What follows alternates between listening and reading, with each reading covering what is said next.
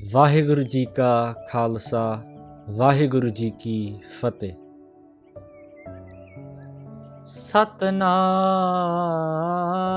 ਸ੍ਰੀ ਵਾਹਿਗੁਰੂ ਸਾਹਿਬ ਜੀ। ਧੰਨ ਵਾਹਿਗੁਰੂ ਸਾਹਿਬ ਜੀ। ਸਲੋਕ ਮਹਿਲਾ ਪਹਿਲਾ। ਕੜੀਆਂ ਸਭੇ ਗੋਪੀਆਂ ਪਹਿਰ ਕੰਨ ਗੋਪਾ। ਗਹਿਣੇ ਪੌਣ ਪਾਣੀ ਬੈ ਸੰਤਰ ਚੰਦ ਸੂਰਜ ਅਵਤਾਰ। ਸਗਲੀ ਧਰਤੀ ਮਾਲ ਧਨ ਵਰਤਣ ਸਰਬ ਜੰਜਾਲ। ਨਾਨਕ ਮੁਸੈ ਗਿਆਨ ਵਿਹੂਣੀ ਖਾਏ ਗਿਆ ਝਮਕਾ। ਸਗਲੀ ਧਰਤੀ ਮਾਲ ਧਨ ਵਰਤਣ ਸਰਬ ਜੰਜਾਲ। ਨਾਨਕ ਮੁਸੈ ਗਿਆਨ ਵਿਹੂਣੀ ਖਾਏ ਗਿਆ ਝਮਕਾ। ਸੋ ਆਪਾਂ ਬੜੇ ਪਿਆਰ ਅਤੇ ਟਿਕਾ ਦੇ ਨਾਲ ਬੈਠ ਕੇ ਜਿਸ ਸ਼ਲੋਕ ਦਾ ਹੁਣੇ ਆਪਾਂ ਪਾਠ ਸਰਵਣ ਕੀਤਾ ਹੈ, ਧੰਨ ਸਤਿਗੁਰੂ ਸ੍ਰੀ ਗੁਰੂ ਨਾਨਕ ਪਾਤਸ਼ਾਹ ਜੀ ਦੀ ਰਸਨਾ ਤੋਂ ਉਚਾਰਨ ਕੀਤਾ ਹੋਇਆ ਆਸਾ ਕੀ ਵਾਰ ਦੀ ਬਾਣੀ ਵਿੱਚ, ਕਿਉਂਕਿ ਕੱਲ ਵਾਲੀ ਵੀਡੀਓ ਦੇ ਵਿੱਚ ਆਪਾਂ ਆਸਾ ਕੀ ਵਾਰ ਜੀ ਦੀ 5ਵੀਂ ਪੌੜੀ ਦੀ ਵਿਚਾਰ ਆਪ ਸਾਰਿਆਂ ਦੇ ਨਾਲ ਸਾਂਝੀ ਕੀਤੀ ਸੀ। ਅੱਜ ਇਸ ਵੀਡੀਓ ਦੇ ਰਾਹੀਂ ਆਪਾਂ ਉਸ ਪੌੜੀ ਦੇ ਨਾਲ ਸੰਬੰਧਿਤ ਜਿਹੜਾ ਪਹਿਲਾ ਸ਼ਲੋਕ ਆਉਂਦਾ ਹੈ ਉਹਦੀ ਵਿਚਾਰ ਆਪ ਸਾਰਿਆਂ ਨਾਲ ਸਾਂਝੀ ਕਰਾਂਗੇ। In yesterday's video we covered the 5th paudi of Asa ki War. Today we will be covering the first slok that is connected to that paudi. So let us try to understand what Guru Pasha is explaining to us in this slok. ਇਹ ਸਮਝਣ ਦੀ ਕੋਸ਼ਿਸ਼ ਕਰੀਏ ਕਿ ਇਸ ਸ਼ਲੋਕ ਦੇ ਵਿੱਚ ਗੁਰੂ ਪਾਤਸ਼ਾਹ ਸਾਡੇ ਨਾਲ ਕਿਹੜਾ ਉਪਦੇਸ਼ ਸਾਂਝਾ ਕਰਨਾ ਚਾਹ ਰਿਹਾ। ਸ਼ਲੋਕ ਦੀ ਸ਼ੁਰੂਆਤ ਹੁੰਦੀ ਹੈ, ਗੁਰੂ ਪਾਤਸ਼ਾਹ ਕਹਿੰਦੇ ਘੜੀਆਂ ਸਭੇ ਗੋਪੀਆਂ ਪਹਿਰ ਕੰਨ ਗੋਪਾਲ। ਤੇ ਆਮ ਕਰਕੇ ਇਸ ਸ਼ਲੋਕ ਨੂੰ ਕ੍ਰਿਸ਼ਨ ਦੇ ਨਾਲ ਜੋੜਿਆ ਜਾਂਦਾ ਹੈ ਵੀ ਗੋਪੀਆਂ ਉਹ ਰੱਖਦਾ ਸੀ, ਕੰਨ ਵੀ ਇੱਕ ਕ੍ਰਿਸ਼ਨ ਦਾ ਨਾਮ ਆਉਂਦਾ ਹੈ, ਗੋਪਾਲ ਵੀ ਉਹਦਾ ਇੱਕ ਨਾਮ ਆਉਂਦਾ ਹੈ। ਔਰ ਭਾਵੇਂ ਪ੍ਰੋਫੈਸਰ ਸਾਹਿਬ ਸਿੰਘ ਨੇ, ਕਿਉਂਕਿ ਦੇਖੋ ਆਪਾਂ ਇਹ ਮੰਨਦੇ ਹਾਂ ਕਿ ਉਸ ਵੇਲੇ ਉਸ ਟਾਈਮ ਦੇ ਵਿੱਚ ਜੋ ਪ੍ਰੋਫੈਸਰ ਸਾਹਿਬ ਸਿੰਘ ਨੇ ਗ੍ਰਾਮਰ ਦੀ ਖੋਜ ਕੀਤੀ, ਗੁਰੂ ਗ੍ਰੰਥ ਸਾਹਿਬ ਜੀ ਦੇ ਅਰਥ ਕੀਤੇ, ਉਸ ਵੇਲੇ ਟੌਪ ਦੇ ਸਨ। Right? There have been many TKkars who have done Arth of Guru Granth Sahib Ji, Professor Sahib Singh being the main one of them. And what he did for his time, with the understanding that he had, is bar none, right? We give credit for him. We give credit to him because of the work he did, the struggle he had to go through, right? To give us at least a template of what Guru Granth Sahib Pasha's Arth were. ਹੈਰਾਨੀ ਦੀ ਗੱਲ ਇਹ ਹੈ ਕਿ ਜਿਨ੍ਹਾਂ ਲੋਕਾਂ ਨੇ ਇਹ ਗੱਲ ਪ੍ਰਚਾਰ ਕੇ ਕਹੀ ਸੀ ਸਾਨੂੰ ਵੀ ਜਦੋਂ ਪ੍ਰੋਫੈਸਰ ਸਾਹਿਬ ਸਿੰਘ ਨੇ ਅਰਥ ਕੀਤੇ ਨਾ ਤਾਂ ਦਰਪਣ ਲਿਖਿਆ ਜੀ ਵੀ ਗੁਰੂ ਗ੍ਰੰਥ ਸਾਹਿਬ ਜੀ ਨੂੰ ਪੜ੍ਹ ਕੇ ਮੈਨੂੰ ਆਹ ਸਮਝ ਆਈ। The people that told us, right, when Professor Sahib Singh did Arth, he said that this is my opinion. The same people are saying that you are not allowed to give your opinion when you are doing Guru Granth Sahib Ji's Arth. They say our Guru Sahib said this. But in reality, it is only your own understanding, how you break down Gurbani, that is what you can give people. ਉਹੀ ਅੱਜ ਕਹਿਣ ਲੱਗ ਪਏ ਜਿਹੜੇ ਕਿਸੇ time ਤੇ ਕਹਿੰਦੇ ਸਨ ਨਾ ਵੀ ਪ੍ਰੋਫੈਸਰ ਸਾਹਿਬ ਸਿੰਘ ਨੇ ਆਪਣਾ ਨਜ਼ਰੀਆ ਦਿੱਤਾ, ਉਹ ਅੱਜ ਸਾਨੂੰ ਕਹਿਣ ਲੱਗ ਪਏ ਕਿ ਤੁਸੀਂ ਇਹ ਨਹੀਂ ਕਹਿ ਸਕਦੇ ਵੀ ਗੁਰਬਾਣੀ ਪੜ੍ਹ ਕੇ ਮੈਨੂੰ ਆਹ ਸਮਝ ਆਈ ਹੈ, ਤੁਸੀਂ ਇਹ ਕਹੋ ਕਿ ਸਾਡੇ ਗੁਰੂ ਸਾਹਿਬ ਇਦਾਂ ਕਹਿੰਦੇ ਹਨ। ਪਰ ਕਮਾਲ ਦੀ ਗੱਲ ਹੈ ਨਾ, it is astonishing to hear their logic. They say we are educated scholars because even when you are reading a book in school, right? You are reading a book, your friend is reading the same book, the whole class is reading a book. Why do you think the teacher makes you write book reports? Does the teacher not know what was written in the book? Teacher does. She does not want to hear what the author has to say. The teacher does not want to hear what the author has to say.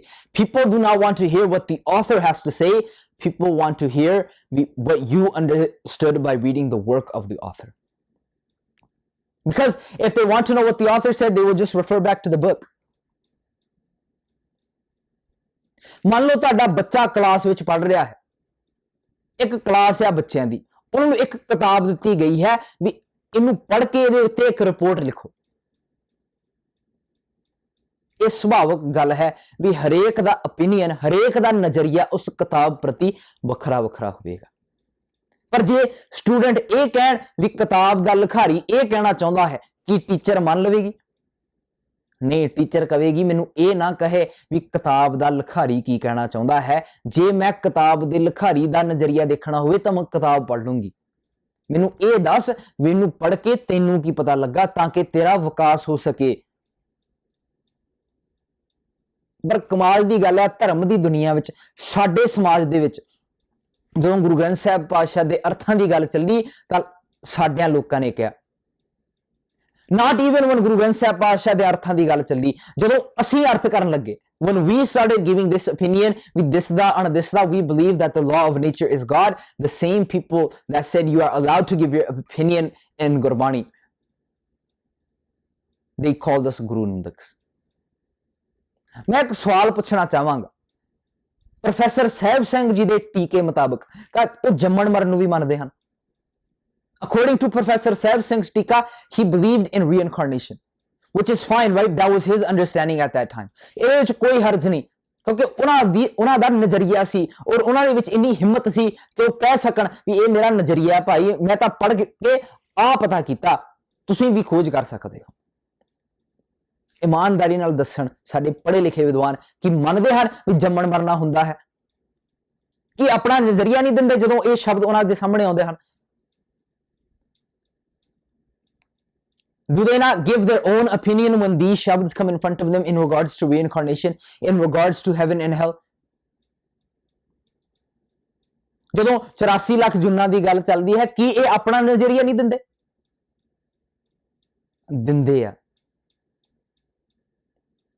ਪਰ ਗੱਲ ਵਿਰੋਧ ਤੱਕ ਕਰਨ ਦੀ ਹੈ।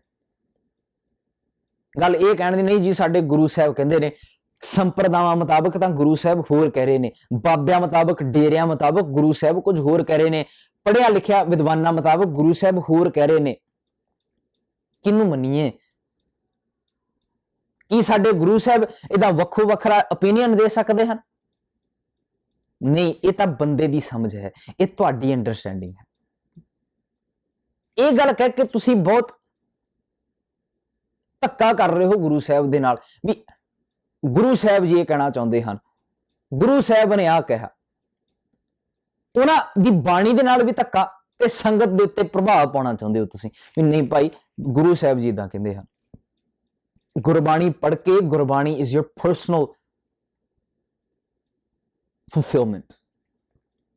What you understood is your personal opinion. But one thing is for sure, you have to look at practicality. ਠੀਕ ਹੈ ਭਾਈ, ਲੋਕੀ ਮੰਨਦੇ ਹਨ, ਜੰਮਣ ਮਰਨ ਨੂੰ ਮੰਨਦੇ ਹਨ, ਠੀਕ ਹੈ, ਮੰਨੀ ਜਾ। People believe in reincarnation, they say Gurbani believes in reincarnation, ਠੀਕ ਹੈ, that is your opinion. You believe in heaven and hell, ਠੀਕ ਹੈ, that is your opinion. ਸਵਰਗ ਨਰਕ ਨੂੰ ਮੰਨਦੇ ਤੁਸੀਂ, ਠੀਕ ਹੈ, ਤੁਹਾਡਾ ਨਜ਼ਰੀਆ ਹੈ। They believe that God is sitting somewhere in heaven, ਠੀਕ ਹੈ, ਤੁਹਾਡਾ ਨਜ਼ਰੀਆ ਹੈ। That is your opinion, but you have to look what is practical. Is that practical to say reincarnation exists, to say heaven and hell exists, to say God lives somewhere in heaven? Or is it more practical to say we have responsibilities to fulfill as human beings? Let us make the most of our time on this earth. What is more practical? And that is something that you have to answer for yourself as well. Practicality ਕਿਹੜੀ ਗੱਲ ਵਿੱਚ ਹੈ? ਦਲੀਲ ਕਿਸ ਗੱਲ ਵਿੱਚ ਹੈ? ਜੰਮਣ ਮਰਨ ਦੇ ਵਿੱਚ ਦਲੀਲ ਹੈ, ਸਵਰਗ ਨਰਕ ਨੂੰ ਮੰਨਣ ਦੇ ਵਿੱਚ ਦਲੀਲ ਹੈਗੀ ਆ, ਰੱਬ ਨੂੰ ਵੱਖਰਾ ਮੰਨਣ ਵਿੱਚ ਦਲੀਲ ਹੈ, ਜਾਂ ਇਹਦੇ ਵਿੱਚ ਪ੍ਰੈਕਟੀਕਲ ਦੀ ਜ਼ਿਆਦਾ ਝਲਕਦੀ ਹੈ ਵੀ ਬੰਦਿਆ ਤੇਰੀ ਜ਼ਿੰਮੇਵਾਰੀ ਹੈ ਇਸ ਸੰਸਾਰ ਤੇ, ਜਿੰਨਾ ਚਿਰ ਤੂੰ ਹੈਗਾ ਆ ਜ਼ਿੰਮੇਵਾਰੀਆਂ ਨਿਭਾ ਕੇ ਵਿਖਾ। ਔਰ ਇਸ ਸਵਾਲ ਦਾ ਜਵਾਬ ਹਰੇਕ ਨੂੰ ਦੇਣਾ ਪਵੇਗਾ। ਇਸ ਕਰਕੇ ਸਾਡਾ ਮੰਨਣਾ ਇਹ ਹੈ, ਮੇਰਾ ਮੰਨਣਾ ਇਹ ਹੈ ਵੀ ਜਦੋਂ ਗੁਰੂ ਸਾਹਿਬ ਜੀ ਆਹ ਸ਼ਲੋਕ ਉਚਾਰਨ ਕਰਦੇ ਨਾ ਤਾਂ ਜਿੱਦਾਂ ਮੈਨੂੰ ਸਮਝ ਆਈ ਹੈ ਉਹ ਇਦਾਂ ਆ ਵੀ ਘੜੀਆਂ ਸੱਬੇ ਗੋਪੀਆਂ ਪਹਿਰ ਕੰਨ Gopal in according to my understanding of this slok it is ਵੀ ਘੜੀਆਂ ਸੱਬੇ ਗੋਪੀਆਂ ਪਹਿਰ ਕੰਨ ਗੋਪਾਲ ਸਾਰਿਆਂ ਨੂੰ, ਕਿਉਂਕਿ ਕਾਵ ਭਾਸ਼ਾ ਆ, ਗੋਪੀਆਂ ਤੋਂ ਭਾਵ ਆ ਜੀਵ ਇਸਤਰੀਆਂ, ਵੀ ਸਾਰੀਆਂ ਜੀਵ ਇਸਤਰੀਆਂ ਜਿਹੜੀਆਂ ਹਨ ਉਹ ਆਪ ਉਸ ਮਾਲਕ ਨੇ ਘੜੀਆਂ ਹਨ, ਭਾਵ ਉਸ ਵਿਧਾਨ ਦੇ ਮੁਤਾਬਕ ਹਰੇਕ ਦਾ ਜਨਮ ਹੁੰਦਾ ਹੈ। According to that one set law of nature, everything came into existence. We came into being. ਘੜੀਆਂ ਸੱਬੇ ਗੋਪੀਆਂ, we were created from that one universal law of nature. We were created with the union of man and woman. ਘੜੀਆਂ ਸੱਬੇ ਗੋਪੀਆਂ, and what is that? That is one law of nature. ਪਹਿਰ ਕੰਨ ਗੋਪਾਲ। ਪਾਸ਼ਾ ਕਹਿੰਦੇ ਨੇ ਹੁਣ ਬੰਦੇ ਦਾ ਜਨਮ ਹੋਇਆ ਹੈ, ਬੰਦਾ ਜਨਮ ਲੈਂਦਾ ਹੈ ਸੰਸਾਰ ਤੇ। ਠੀਕ ਹੈ, ਸਾਡੀ ਬੋਲੀ ਦੇ ਵਿੱਚ ਕਈ ਇਦਾਂ ਦੀ, ਕਿਉਂਕਿ ਅਸੀਂ ਕਹਿੰਦੇ ਆ ਵੀ ਗੁਰੂ ਸਾਹਿਬ ਜੀ ਕਹਿੰਦੇ ਹਨ, ਠੀਕ ਹੈ, ਸਾਡੀ ਭਾਸ਼ਾ ਦੇ ਵਿੱਚ ਹਜੇ ਇਦਾਂ ਦੇ ਲਫ਼ਜ਼ ਹੈਗੇ ਆ, ਇਦਾਂ ਦੀਆਂ ਫਰੇਜ਼ਾਂ ਹੈਗੀਆਂ ਵਾ ਜਦੋਂ ਸਾਨੂੰ ਕਹਿਣਾ ਪੈਂਦਾ ਗੁਰੂ ਸਾਹਿਬ ਜੀ ਕਹਿੰਦੇ ਨੇ, ਕਿਉਂਕਿ ਚੜੀ ਹੋਈ ਆ ਗੱਲ ਜ਼ੁਬਾਨ ਤੇ ਨਾ, ਗੁਰੂ ਸਾਹਿਬ ਜੀ ਕਹਿੰਦੇ। ਪਰ ਸ਼ੁਰੂ ਤੋਂ ਅਸੀਂ ਇਹ ਗੱਲ ਰੱਖੀ ਆ ਵੀ ਸਾਡਾ ਨਜ਼ਰੀਆ ਇਹ ਕਹਿੰਦਾ ਹੈ। ਇਸ ਕਰਕੇ bear with me when I say Guru Sahib ji ਕਹਿੰਦੇ ਨੇ, that is just something that we were taught, that is habitual.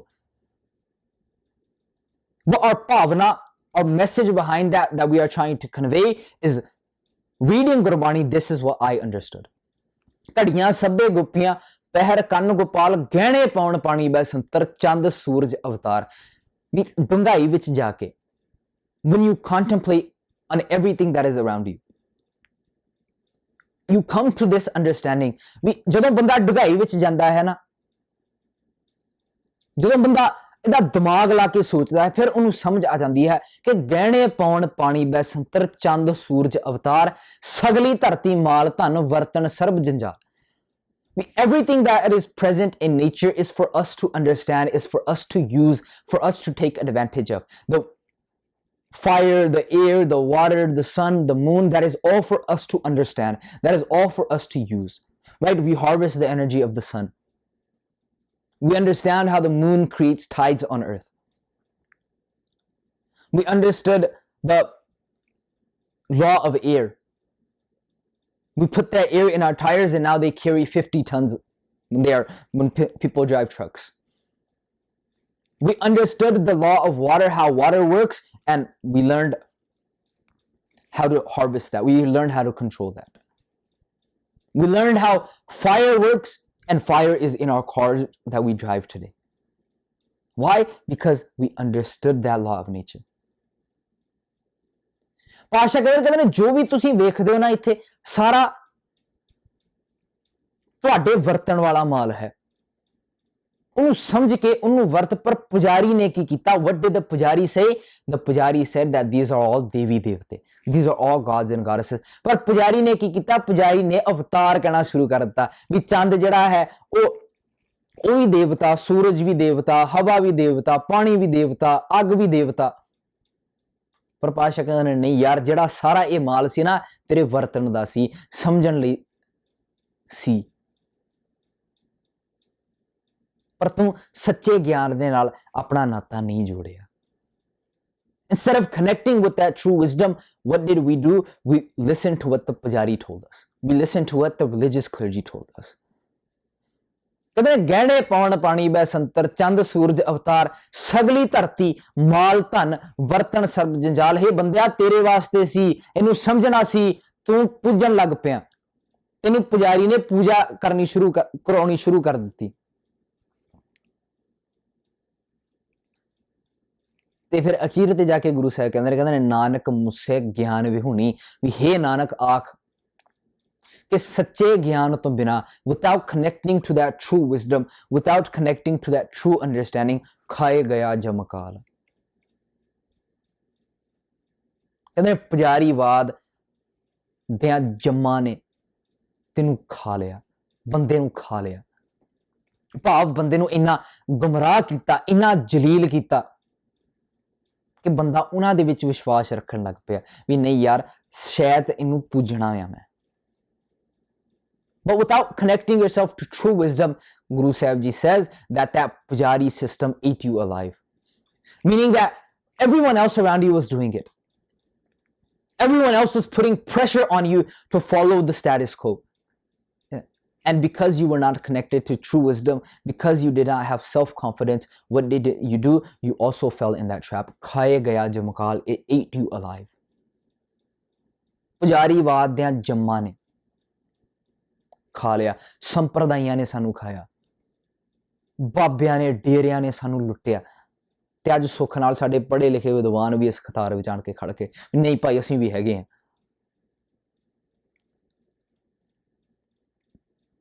ਕਿਉਂ? ਕਿਉਂਕਿ ਉਹਨਾਂ ਨੇ ਸਾਨੂੰ ਸੱਚ ਨਹੀਂ ਦੱਸਿਆ।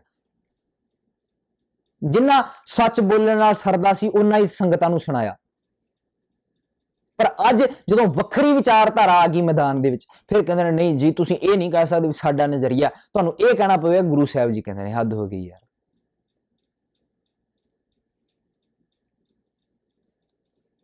ਵਿਚਾਰ ਕਰਕੇ ਵਖਰੇਵਾਂ ਹੋ ਸਕਦਾ ਹੈ। Based off our vichars, we can have hundreds of differences, thousands of differences, but at least do not go back on what you guys used to say 10, 12 years ago. ਵਿਚਾਰਾਂ ਕਰਕੇ ਵਖਰੇਵਾਂ ਹੋ ਸਕਦਾ ਹੈ, ਪਰ ਜਿਹੜੀਆਂ ਗੱਲਾਂ, ਜਿਹੜੀਆਂ ਦਲੀਲਾਂ 10 ਸਾਲ ਪਹਿਲਾਂ, 20 ਸਾਲ ਪਹਿਲਾਂ ਦਿੰਦੇ ਸੀ ਨਾ, ਅੱਜ ਉਹੀ ਦਲੀਲਾਂ ਭੈੜੀਆਂ ਲੱਗਣ ਲੱਗ ਪਈਆਂ।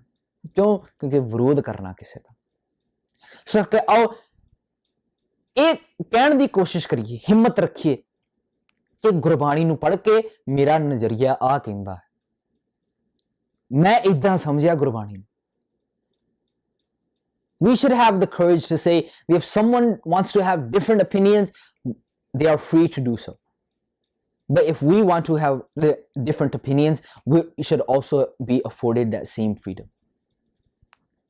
बस इन्नी की गल है।